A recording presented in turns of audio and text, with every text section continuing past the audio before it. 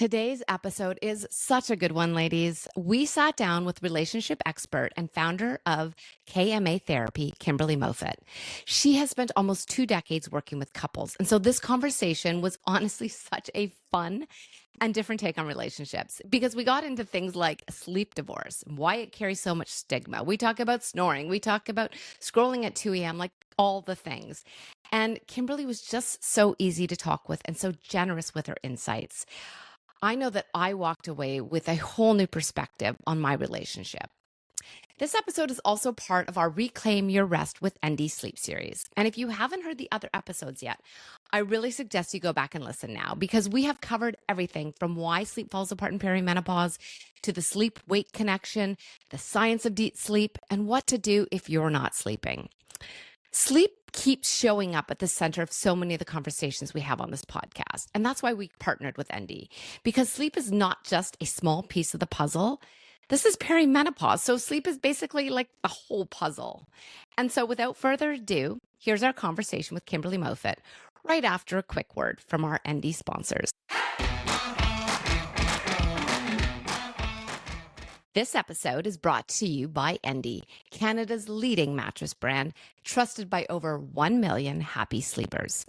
Now, we often think of sleep as a personal health habit, but it actually has massive impact on our relationships, from how patient we are with our partners to how emotionally present we feel.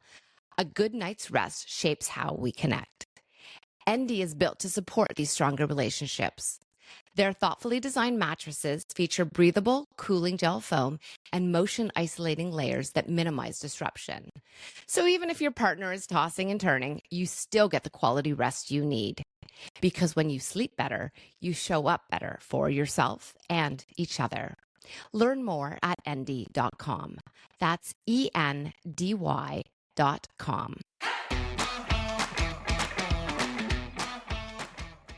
Welcome to the show. Oh my gosh, Kimberly, we are so excited to have you here. We've been following you for a little while and so many, it's magical. Thank you for coming on the show today. Oh, it's my pleasure. I'm so excited to have a discussion on something that I think is really important.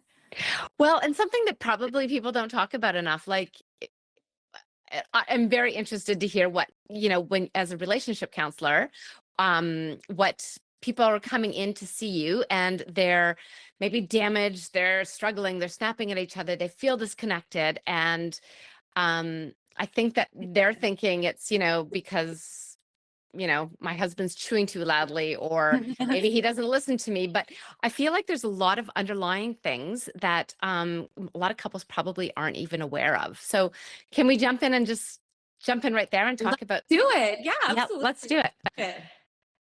So from all of your years of clinical work, what are some of the underlying factors that couples might not be thinking that could be impacting their relationship that are actually causing some of the friction that they're feeling? Well, there's a lot of things I feel like when people come into our clinics at KMA, and so just for your knowledge as well, I don't personally work with clients anymore, but I did for many years, and now as the CEO of the company, I see like kind of the broad range of people's issues when they're coming in, and so it's actually really cool to be sitting in my seat because you get to see what issues are bringing in to therapy sessions and what are they talking about and at what age or what stage of life do certain issues appear. And so I have this database of like thousands of relationships, and as well as correlating that with studies that I know about and things that I've seen happen over the years and trends. And so one thing, there's a number of things that impact people's quality of relationship over the years. Of course, things like and setting goals as a couple and making sure to spend time together, alignment on things like raising children and careers, those things as well. But something that doesn't get talked about very often is hormonal changes and sleep and how how kind of the daily habits and daily changes in each person impact their temperament, their mood, and as a result, their relationship.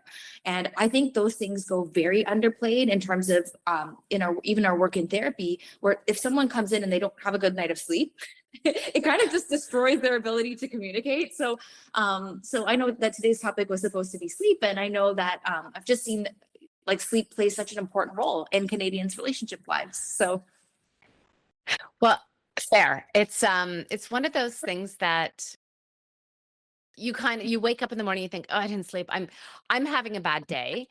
But you don't really, I don't anyway. I don't normally think about how this is now going to impact everyone around me and the storm that I might be creating. So yeah, I think it's probably a much bigger issue than most people suspect.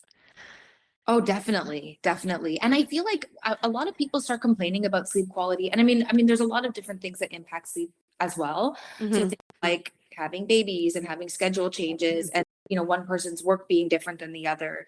And then as people age as well, and with the topic of perimenopause as well, people's hormones change. So maybe they feel super hot in the night and they don't want to sleep in the same room as their partner, or one partner snores really loud and it's just impacting everybody's ability to sleep.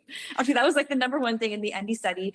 The snoring was like Canadians rated snoring as their number one sleep concern. And so that's why they ended up getting a sleep divorce. So a sleep divorce is when you decide to sleep in different rooms from each other. Yeah. I found that really, really interesting. And that's completely in line with what we see in clinical practice. And sorry, what is this ND study that you're referring to? So it's actually a really cool study that was done by Endy Canada. They did a national survey that studied Canadians, and they wanted to understand more about Canadians' relationships and sleep habits. So the number one finding that they had was that 84% of Canadians believe that sleep is important to a relationship, which I think is really interesting because I feel like 10 to 15 years ago, even in my own work, I don't think people would have said that at all. No. It's really surprising, right? I would say it's important to my life, but again, I still wouldn't say it was important to my relationship, but yes, now that I think about it, yeah. 100%. And me as well. Like I feel like I fall apart if I don't sleep. And I sleep more than probably most people. I wake up at 9 o'clock in the morning and I have all kinds of help because I'm so sensitive, right? If I don't get a good sleep, I'm just a mess. Yeah. So I've always been I've really been proactive about that in my own life. But I just don't think people over time have prioritized sleep. And now as people, I think there's been a collective waking up of people everywhere in terms of their health, their relationships, even other more broad topics because of things like TikTok and the information that we have nowadays, which is really cool because I think now people are saying, wow, actually sleep impacts my health overall and I might need to prioritize it. So 84% say that sleep is important. And was there any further questioning as to, of that 84%, are they doing anything about it? Do they know how to do anything about it? Or were there some top solutions? So what we do know is that people felt it was important. We know what the top concerns are for Canadians. So snoring was number one. Sleep preferences, like sleep disturbances, were something else, like kids walking in and things like that. Temperature was another really big one. Motion control. So if someone's really moving around a lot in the night, that was one of the main concerns. Endy brought me in to kind of give advice and talk about how to deal with it. So that was really fun work to do, to be able to give advice on TV programs and things like that about how to connect. Because I think what I see in practice is that this is actually quite an awkward topic. If you're not sleeping in your relationship for whatever reason, whether it's perimenopause or menopause or snoring, it's actually quite uncomfortable to go to your partner and say look, you snore really loud and I can't sleep, right? As much as you might joke about it, to actually say, oh, I'm not going to sleep in the same bed as you. There's a sensitivity that we have.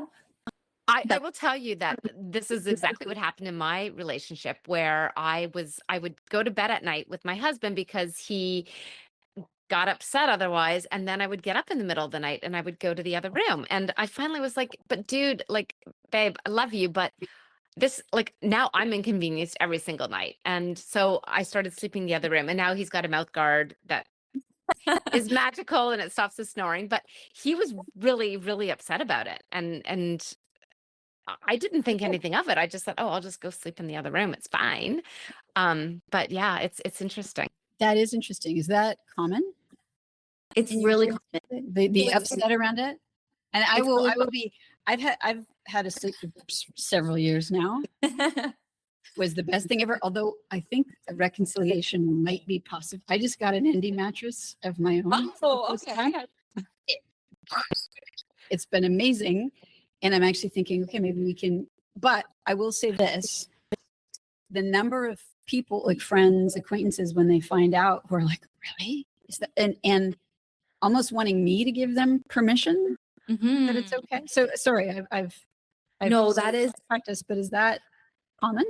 It's so common. And actually, for the same reason, I actually just got my parents an Endy mattress, and it was one of the hybrid ones with like the two, like it's basically like different on each side because Yes. and I was like, guys, you don't need to suffer. And it was the same situation. Like my dad would leave in the middle of the night because he would be rolling around and didn't want to wake up my mom. And so finally, I was like, guys, it's worth it. Like just get it, and your quality of life is so important. And so we did, and now they're really happy and they're back in bed. So I think that what I can see from couples is an overwhelming desire to be in the same room and a feeling of deeper connection when they are. Now, that's not to say if you're in separate rooms, like it means anything about the quality of your relationship. But I think what we just see is deeper satisfaction when people find a way to actually be connected in that way. It's just something people enjoy. I think I will say this. There are, in our busy lives, schedules, it's hectic. There's kids, there's whatever, you name it, it's probably happening. And there are not that many opportunities to find quiet, right? Yeah. And so I would definitely say that as much as both my husband and I are fine with the sleep divorce, and we're both terrible sleepers, so that's also a big part of it. It does bother me. You're missing that we're missing. You're missing the pillow. Yeah, exactly. It's those little conversations. It's the intimacy. It's the cuddling. It's all of those little things that I think we take for granted, and we just don't get those opportunities if we're in separate rooms. And so again, it's not like necessarily a bad thing, but it's just those key little moments that you miss. But I think I think the reason why this discussion is so important, though, is to remove the stigma and say at the end of the day, like a good quality sleep truly outweighs anything else. And if you're not good sleepers, like sometimes, like it's okay to say, look, we really need to just prioritize our sleep. And so, but I think what people often miss is that middle point where they say, okay, we're just like, and truthfully, when I see couples, it's that they're so frustrated that they're not sleeping well together, that one night they just throw in the towel, and it's usually in a really like heated, emotional, frustrated way. And they're like, I'm just not going to do it anymore. And then they're in separate beds from then, but they haven't had like the conversations, right? They haven't said, hey, I'm not sleeping. Like, what can we do about it? Like, what's the middle point where we can actually come up with solutions together? And so I think that's the conversation that needs to be happening, because sleep divorce is not the outcome that everyone has to have. It's more like, that's one option, but there's other options too. So yeah, it's funny because we had this moment. It was Christmas many, many years ago, and we had guests over, and so we didn't have beds available, and I was like, by like night 3, I was like, you have to go sleep in the basement. I don't care. Like, it was just like, I was like, I'm done. I need to sleep tonight, and you need to leave. And he literally went and slept in like a rickety old basement on like a rickety old couch because I lost it. But oh my gosh. And what's the issue that you have? Is it snoring? Is it moving for around? him, it's snoring. Okay. Which is why the mouth guard has been very handy. But yeah, and I mean, I'm sure I get hot. I kind of whip covers back and forth. I'm sure that bothers him a little bit, but he tends to not complain as much. I also have a dog on the bed, so Oh, I can't blame it all on him, but I can so try. funny. I actually, it's funny. I have a 7-year-old son. Like my daughter's 12 and my son is 7, and I sleep in the same bed with my son. I'm a single mom. I'm divorced a couple years ago. Yeah. And it's so cute because once in a while I'll get like a little foot in the face. Yeah. Can't be going on forever, but it's so cute. So like cute. I love that he's there. I can hear him. I can hear his little snore, and I can hear his little like. It's just so sweet that it is like it's that feeling of being connected that I just love. Yeah. So a sleep divorce then, and as someone who's been doing this for a few years now, do you counsel against it? Is it how you get there that's important? Is it better to not? Like, do you have any advice or wisdom around, people's sleeping arrangements in the context of the relationship? I would say, like, for me personally, I don't counsel against anything. For me, it's about like every couple is so different. it's all about what solutions are right for you. And in the end, everybody chooses something different, and the right thing might be different for each couple. So I try to caution against saying like there's one solution for everybody. I think it's about the way you get there. So like you said, I think it's about, if you are having issues, it's way, way better to talk about them and say, how can we solve this together? It's just like anything else in life, whether it's your finances or your kids' schedules or your careers. If there's something big and it means something to you, and you want to make a change around it, having the conversation and being able to be heartfelt about it. And I think if your partner truly cares about you, they're going to want to fix the issue. And so, Michelle, your example was so good, where it's like, oh, now he has a mouth guard and he did the things that are necessary, right, to make it happen. But I think, but not a lot of people are open to suggestions, right? Like, and this, to me, that's a red flag. Like if I'm working with a couple and one person says, I'm exhausted, I'm not sleeping, and the other one is like, deal with it. I think that's a relationship red flag. And that's, to me, showing that there's not like, collaboration and compromise happening. So I always want to see that in the context of a healthy relationship. It's just people talking and making sure that everyone feels heard and everybody feels safe. Do you I feel like there are a lot of couples though, or scenarios that I'm aware of where it's hard to broach this topic, or there's someone is sensitive about, something about their sleep habit being brought up, or they don't want to sleep in separate beds. Do you have conversation starters or tips or things that you suggest? And I'll just preface this by saying I recorded my husband's story. Oh my God. Me too. And he was like, I'm like,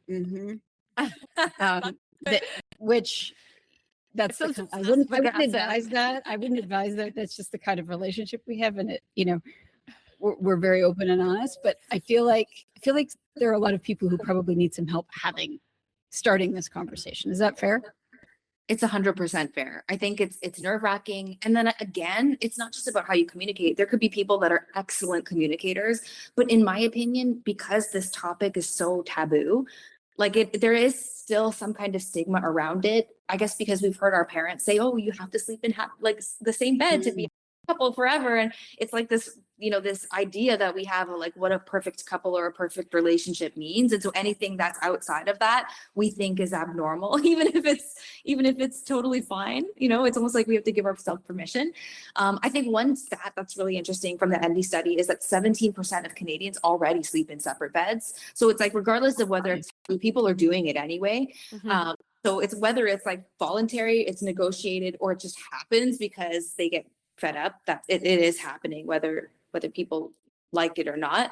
I think that if someone is struggling to talk to their partner about it, there's different ways.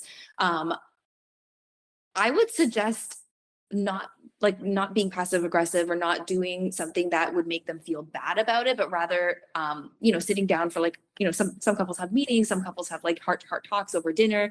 And they could say, this is really bothering me. I really want to fix it. And if your partner is serious about, you and takes you seriously, I think that you can have a heart-to-heart conversation. Sometimes a therapist can help navigate those types of conversations, because therapists, we see it all the time, right? So they are a little bit more skilled about normalizing, just how normal this is among couples, and saying, lots of couples go through this, like, let's try some solutions that are right for you. And then I think that can help the person that's the person that's actively detracting from everyone's sleep. There's usually one out of the two. And so it can help that person not feel guilty and just normalize what they're going through a little bit more. We're giving away a $5,000 Endy bedroom makeover. Bed frame, mattress, dressers, nightstands, all of it free. To enter, it's easy. Become a TIP insider on our Substack for just $7 a month. And follow Endy on Instagram at Endy Sleep or on Facebook at Endy. The contest closes August 24th. It's for Canadian residents only. Sorry, guys. And there's a link in the show notes. So what are you waiting for? Go enter now. Seriously, right now. Well, and it may not just be sleeping. It may also be leading up to the sleep. So my husband and I are really good at I'm going to bed. I'll go to bed too. But I know couples where one of them goes to bed hours before the other, and and then, or if maybe they both go to bed and then one scrolls on their phone for hours, and my husband does that. But I have a sleep mask, so I can ignore it. But like there's so much around sleep that is problematic for couples. Oh, there's so much. It's all in the little details because it could Yeah. be something, it could be, I mean, exactly that. If someone's scrolling, for me, it would be like, I remember being married, and if someone was in the bed and I knew that they were going to leave, I would be so anxious and I couldn't fall back asleep. It was gone because I'd be Yeah. like, when are they leaving? When are they going? Go. Such a weird thing, but like for me, I was like, you need to get out and get out now. Like, so it could be any little quirk, right? But I think the key is just being able to identify like, what is it that's really bothering me and how can we support each other? Because sometimes it's just as easy as like a quick little fix, right? And then everyone's sleeping again. So, so we notice that when people do start sleeping again, we can actually have more difficult and more productive conversations around just about anything. So No kidding. I wonder, I don't think I understood the impact that sleep deprivation had on me until perimenopause, when it was atrocious. And then I was like, oh, and then started understanding the impacts to my health and what have you. I'm wondering, we both said at the start of our conversation that neither of us really considered what kind of partner sleep deprivation made us. interesting. Do you have any insights into, what sleep deprivation or poor sleep does to your ability to be a good partner? Some things that like we know that we're maybe a little bit irritated or irritable and maybe, not as sharp as usual, but are there other impacts? Oh, it's a huge impact, not just to your mental health, but it's your ability to emotionally regulate. So triggers, like if you experience a trigger in your day-to-day life and you're sleep deprived, the trigger is 10 times stronger. So like your reaction to that trigger, it might not even be really who you are, but your reaction is like you're not yourself when you're sleep deprived. And so, whether it's you have babies, and I know I was extremely sleep deprived after my babies, and now also in perimenopause, like I'm in the beginning of my journey and just like exploring all of these Welcome. The seatbelt, baby. It's awesome. And so, yeah, it's exactly that. I think the key is, no matter what the issue is, that just being able to be open about it and talk about it and all those things. Yeah. I often wonder, so I think this applies to sleep as well, but in the context of perimenopause, a lot of women go through a lot, and the chaos is real and the challenges are real, and the whole body impact is very significant. And where is the line between my partner needs to give me grace because I'm going through all of this and I'm just now a shitty partner, excuse my language. Right. And I wonder the same thing about sleep deprivation. Like where's the, I don't know. I'd love to hear your thoughts on that. When do you say, hey, can you just give me some space because I haven't slept in however long? And when am I just being a jerk? And I need to bootstraps and figure it out. Do you know what I mean? Does that make sense? It makes I'm very sleep deprived right now, by the way. I'm across. No, she flew all night. She hasn't slept. Yeah. So my apologies. I'm little. Oh, you know what? No problem. This is vodka. No, I'm just kidding. No, I think that a lot of grace is necessary, but it's not just perimenopause. I think that marriage and life and long relationships, there are all kinds of reasons that we need to give our partners grace, and we need to say it's like not who they really are. They're going through something, and menopause is one of those like really long journeys. And I mean, in my experience with just about any woman, whether it's in practice or friends or anything like that, it can take a while to kind of figure it out and to get used to it, or get on whatever meds or whatever program works for you. And so it's not like a band-aid solution or an overnight fix. It's something that can carry on for years, right? Until you feel better, or until you're. So I think it's totally okay to say, like, can you please give me a little grace here? I'm sleep deprived, I'm angry, and I honestly don't understand what's happening to my body. Like a lot of this is hormones, right? It's the same, like consider being pregnant, how that would impact your hormones, or if you're your eggs, how you get all hopped up on hormones and everyone's all, emotional. It's like, you have to understand that this is a major change happening to your body, and your moods are just going to happen accordingly, right? It's just a part of it. And so, I think part of the challenge with women, because you said, when am I just being a jerk? Like my answer to that is like, you're probably not being a jerk. I think as women, oftentimes we need to give ourselves more grace instead of less, and just say like, actually, I'm a pretty decent human being. I'm kind to everyone I encounter and I do my best. And that's really all I can do as a person. And anything beyond that is out of my control. And so I'm going to do the best I can. I'm going to communicate the best I can. And that's just about it. I think that's a light bulb for me. So I've been working with a coach through Portal, which is a relatively new online menopause. Oh, cool. And the coach is fantastic. And the gist of what we've been working on is self-compassion. And this is not something I'm very good at yet, and I'm working on it. But I will say my ability to be less reactive, to be better able to handle sleep deprivation like I am today, is so much more significant now that I am actively practicing self-compassion, which is something that it's taken 53 years, which is, I don't know if that's tragic, common, all of the above. But yeah, I think you nailed it when you, right? If we can just realize that we're human, and and that's fantastic. I think, but often I feel like with women, we're always told to put ourselves last and to say, and also because menopause was so taboo for so long, it's almost like nobody knew what was going on and everyone was going through changes and nobody talked about it. And to say like something's wrong with me, as opposed to actually this is something that literally every woman in the world goes through, and it's medical and it's real and it lasts a long time. So to be able to say like, look, actually I can take a day off, or I love that word, self-compassion. So it sounds like that's really helped you able to say, hey, like I'm human, I'm okay. And this is actually a very normal thing that I'm experiencing. And tomorrow will be a better day. Yeah. This is probably a whole other podcast, but gray divorce. We haven't talked about this yet, and something I wanted to talk about for a while. Do you find that there's a surge of divorces amongst women in that perimenopause? Maybe not quite gray. Maybe we just color roots. You know what? Is that a thing? I haven't been asked that per se before in that way, but I do think that there's been, I don't want to say an increase in divorce. I think what I have seen over probably the last 5 or 6 years is there's definitely a wave of women who are waking up and saying, wow, I can't believe that the way society made me think about life and what the point of life was, and the way I've structured my life is the way I actually carried it out. And what am I doing? Maybe this isn't for me.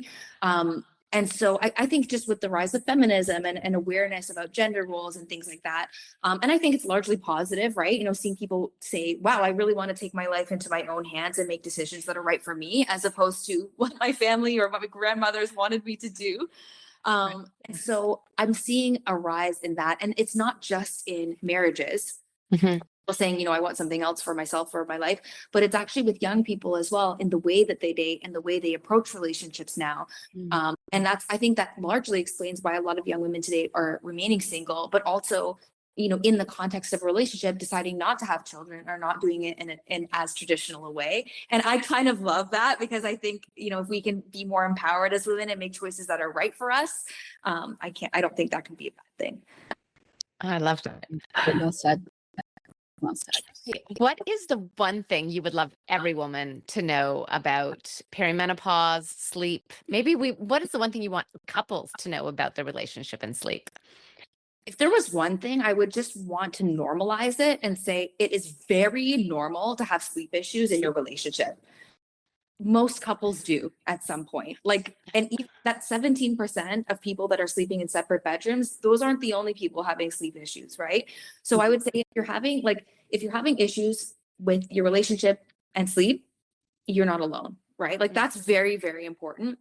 But also, if it's related to perimenopause, like you asked, I would just say also that's very normal. And if anything, I think research and information is empowerment. So if you're going through something, just know your feelings are never not valid. So if you're feeling something and you're feeling alone in it, talk to someone, ask, I mean, with kids, especially now or young people, I just say, ask ChatGPT, like if you can't ask, just ask, right? Ask, Yeah. there's an answer.